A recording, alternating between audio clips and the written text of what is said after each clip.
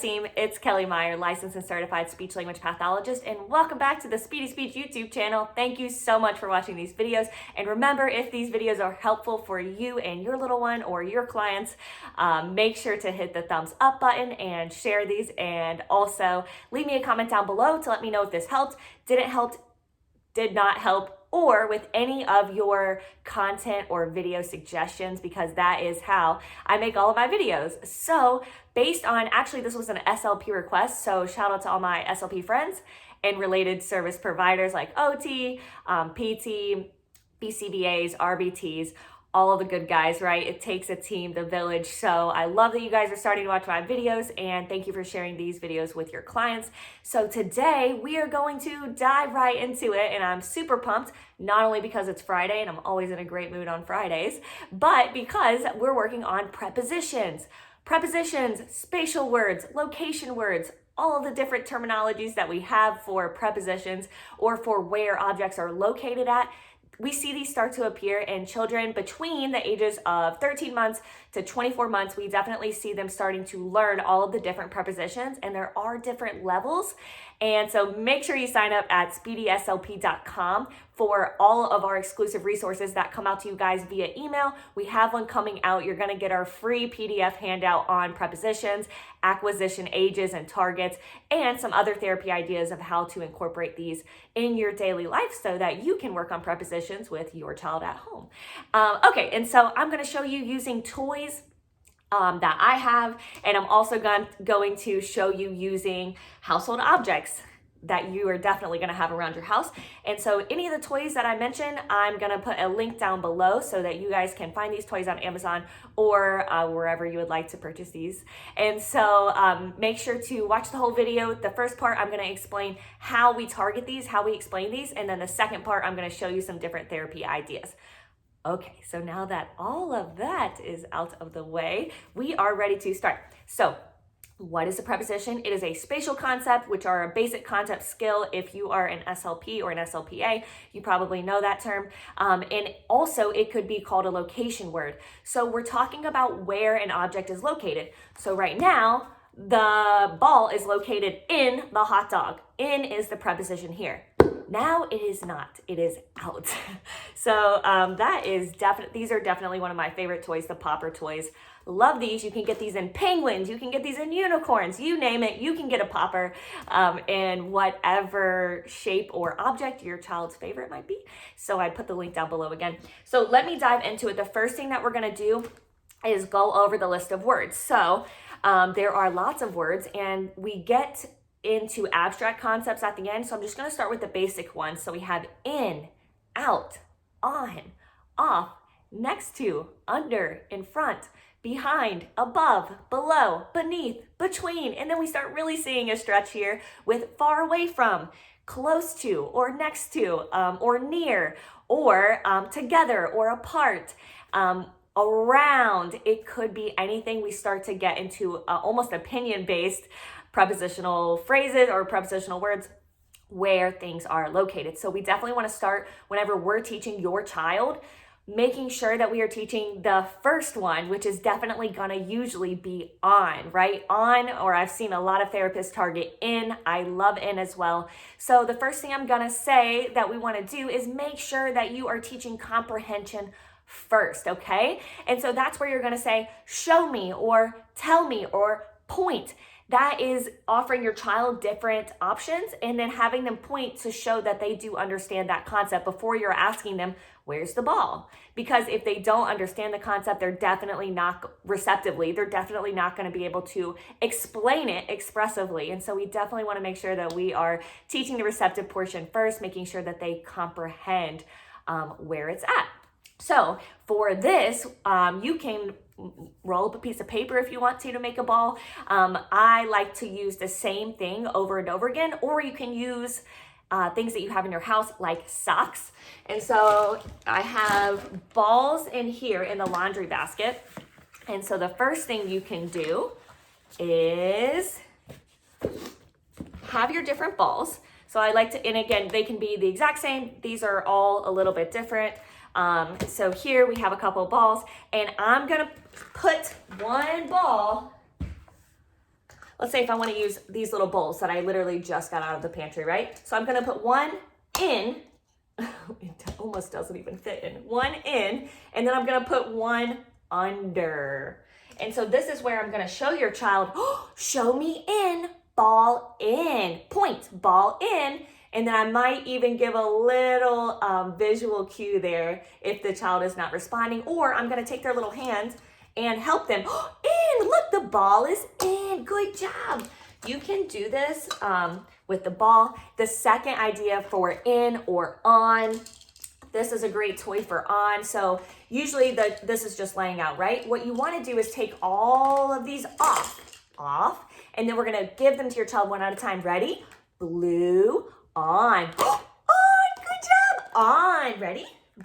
More, on. Oh, it's going to be green. Ready? Green, on. And you're going to hand them these and then tell them that they're putting it on. Oh, okay, so ready? This is on, off. All right, show me on. On. Yes, these are on. Good job. Or you have in. So I do love these. Okay, so these are 60 foam objects, and I did do another video on how to play with magnets, which I will put right here. And it's a great idea of how to play with magnets. And also I would say that you could work with the magnets with the refrigerator also. Or in the video, I modeled lots of different other ways to play with the magnets. So I just took some out of here, and these are great basic objects. So we have a block or an apple or a star. And so I just got a tissue box. If you don't have a tissue box, I'm positive you have like an Amazon box or a package box laying around now. And so what you're gonna do is put them in. Ready? Apple, in. Okay. And after we put all of the objects in, star, I'm holding it next to my mouth so that the child is listening to the word and looking at the way that my mouth forms the word. So star, in. Bye, star. I really like using something that you cannot see through, because that makes it a point that it is in here, because I can see things if it's in front, if it's above, if it's on top, but I cannot see it if it's in. So I really love that. So you can put all the objects in one at a time, creating a verbal routine, which is great. And then you can start offering your child to fill in those blanks as well. Like, ready? Fish, fish, in. And then I go, where go? Where fish go? And then I want them to either point to in. If they point to in, I say, yes, he's in. And I just over exaggerate that word and make sure that I'm modeling that I do understand that his point meant in, and then I'm modeling the word again. Yes, he's in. Monkey. Ooh, ooh, ah, ah. Ooh, ooh, ah, ah. Monkey in. Bye, monkey. Ready? Ball. In. So again, I'm just over and over again making it super fun. This is if I'm doing therapy in the house. But if you're like, my child is not going to sit there while you're doing your little in with your box, right? So then I'm going to say, put your child in the basket, right? So we definitely can incorporate putting their child in the basket. Then we take them out and we say, in, can you show me in? Get in. And then they get in the basket, and then you dump them out. So I love using in and out with the basket. You can also do it with your socks while you're doing laundry. You ask your child to, get all the socks. Get sock, put in. See how I'm using only 2-word utterances, 2-word combinations here. So it's very basic. They can focus on the word that I'm exaggerating and the words that I'm using, instead of, okay, Johnny, go to the dryer, go get all the socks, and then one by one, put them into the basket. Way too many words, right? So I want to say, get sock, put in. Yeah, did it. Oh no, dump out. And so that's how we start modeling out. I love making a mess. Why? Because your child definitely loves making a mess. And so that's a great way to get them to build that rapport and to play. And everything is based on play. You can see I did do a video with this barn, which I do love the barn, as well as this cute little train, and I put all the people on and we put all the animals on, and so I'll put the link for that right there, because play is definitely the #1 way to encourage your child to learn new skills. That is usually how children learn all of their skills. And so we definitely want to be down playing. If you're a therapist, I did find I do love using these sensory, and so these sensory boxes where you reach in and pull out, it's a lion, roar, and then we can practice our sounds, we can describe it, we can tell them then what we want them to do with the line. So I would say, lion out. Okay, ready? Put under. And then I would show them under. And so this is how we really teach all the prepositions. So another fun way to do it is to take your little mini objects. So I have Dollar Tree, right? Dollar Tree bin. You can make a sensory bin. You get your Dollar Tree bin and your bag of rice and you dump the rice in. And now I've got a sensory bin. And then also you can put whatever you want in there. You could put objects, you could put food, you could put little tiny cute little mini objects like, bug. Okay, bug's in. And then they can take it out so it's in. And then they open. So I'm using my speech sound hand cues, which I'll put a link to right here. So I'm open. Should I open? You see how I use the same word? I broke it up I said it 4 times, and I also used the speech sound hand cues, drawing attention to my mouth and my oral articulators. And then maybe the child does go shaking their head, yes or no, or maybe they form the O, and I'm, oh yes, you ready? Oh, so then big O, open.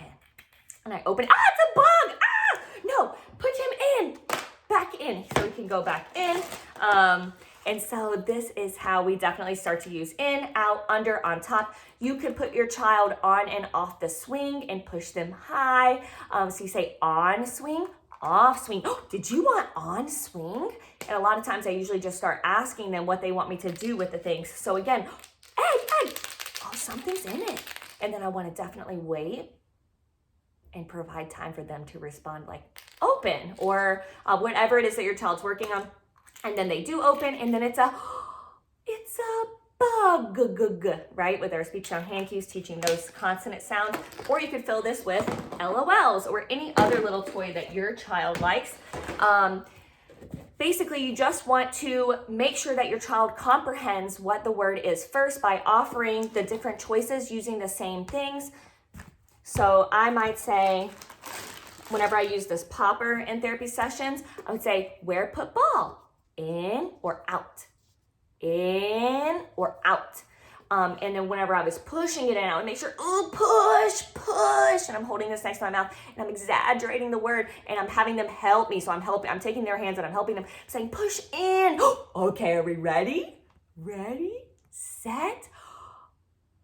I'm waiting for them to say go. And whenever it go, we use that verbal routine. And then it pops, where go? And they say out or up or down. And you say, yes, it went up. And you can throw more balls up or down. I like to include those words because they are movement words and they also are essentially a location, meaning going up or down. So those are super fun. You could also do that at the slide as well.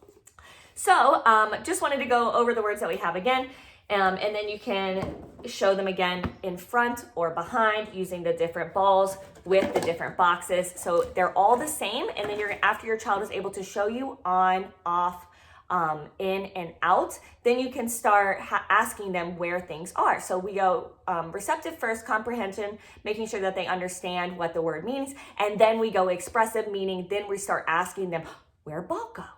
And or to say, where's your ball? Or where's your sock? Or where is mommy? And mommy's in the basket now. In basket, should mommy pop out? Oh yes, mommy, pop out. And then mom pops out, and then now we're playing a super fun game. You could also play social games, activities, and routines because this increases communication opportunities between you and your child.